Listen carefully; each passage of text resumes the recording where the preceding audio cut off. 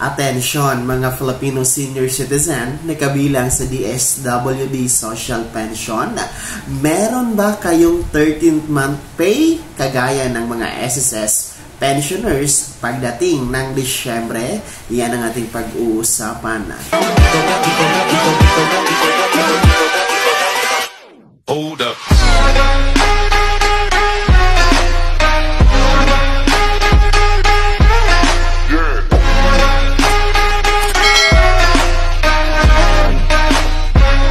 Hello mga ka-vlogs! Welcome dito sa aking YouTube channel. Magandang araw po sa lahat ng mga manonood. Saan po kayong dako sa mundo? Kumusta kayo mga ka-vlogs? Pag-uusapan natin ngayon kung meron bang 13th month pay itong ating mga social pension beneficiaries kagaya ng mga SSS pensioners pagdating ng Disyembre. Bago yan, kung bago ka pa lang dito sa aking YouTube channel o di kaya hindi ka pa nakasubscribe, i-click nyo na ang ating subscribe button na nasa baba. Huwag nyo kaligtaan na i-turn on ang notification bell. Ilagay nyo po sa all para naman updated ka sa lahat ng mga videos na i-upload ko. So, mabalik tayo dito sa mga social pension beneficiaries. Marami kasi ang nagtatanong kung pagdating ba ng Disyembre, katulad ng mga SSS pensioners, GSIS, or PayVow pensioners, meron kasi silang natatanggap na 13th month pay every December mga ka-vlog. So, kaya naman nagtatanong din po ang ating mga social pensioner ng DSWD program na mga beneficiaries kung meron din po ba silang matatanggap na 13th month pagdating ng Disyembre. Well, mga ka-vlogs, no, ayon po sa IRR or Implementing Rules and Regulation nitong DSWD Social Pension, wala pong nakalagay na merong matatanggap every December na 13th month pay or 13th month bonus ang mga benepisyaryo ng social pension. So malinaw naman po yan sa guidelines, no, na isinaad sa Implementing Rules and Regulation or IRR ng social pension. So sinasabi lang noon ng IRR na every month po yung 1,000 pesos na matatanggap. So, hinati po siya into 2 payout. Every 6 months, makakatanggap ng 6,000 pesos. Then, another 6,000 pesos for second semester, no? Kalahating taon mga ka-vlog. So, a total of 12,000 pesos ang matatanggap. So, wala po siyang specific or hindi po talaga binanggit sa Implementing Rules and Regulation or IRR ng social pension program ng DSWD na merong 13th month pay or 13th month bonus every December. So, doon naman kasi sa mga SSS pensioners, GSIS, or PayVow pensioners, mga ka-vlogs, talagang sinasabi yan ng batas. No? Meron talaga yan sa batas.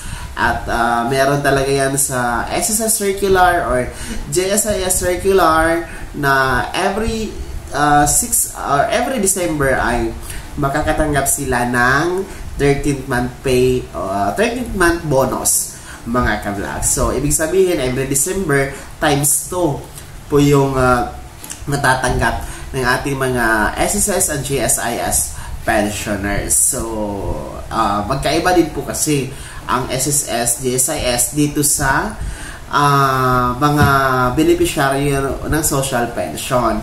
Yung GSIS kasi, SSS or PayVow pension, ay pinagtatrabahuan nila yan, no? Pinag-iipunan nila.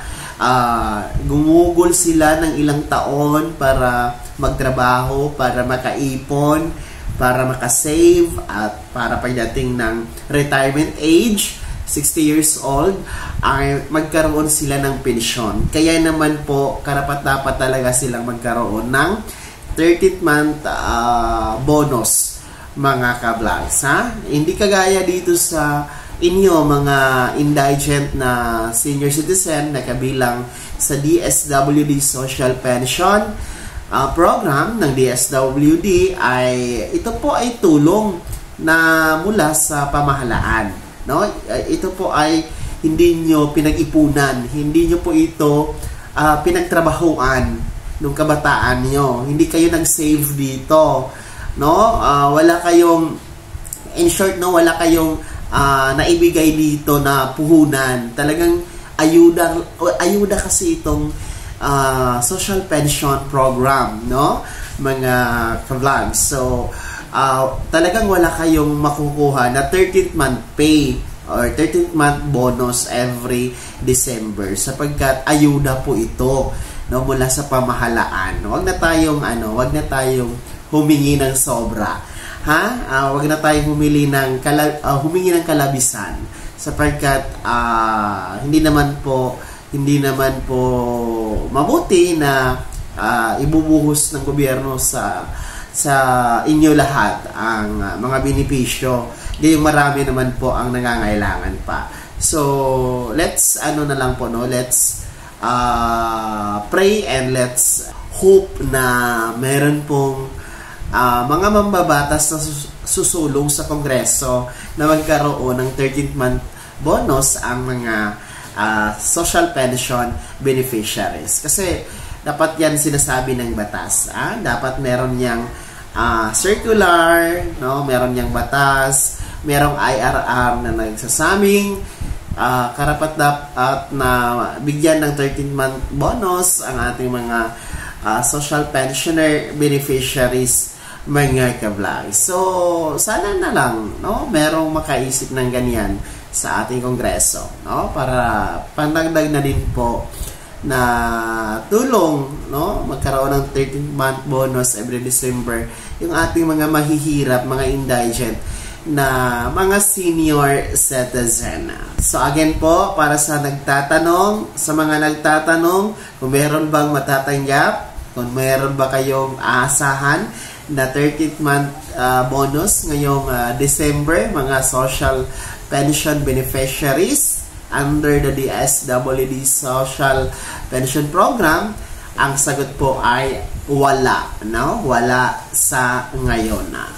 Bago ako magtapos sa video na to, kung gusto nyo pong sumuporta sa aking YouTube channel, maaari nyo pong i-click ang ating super thanks button na nasa baba. At sa mga gustong maging miyembro dito sa aking YouTube channel, maaari nyo pong i-click ang ating join button. Napakaraming perks dyan, mga ka-vlogs. Mamili lamang kayo.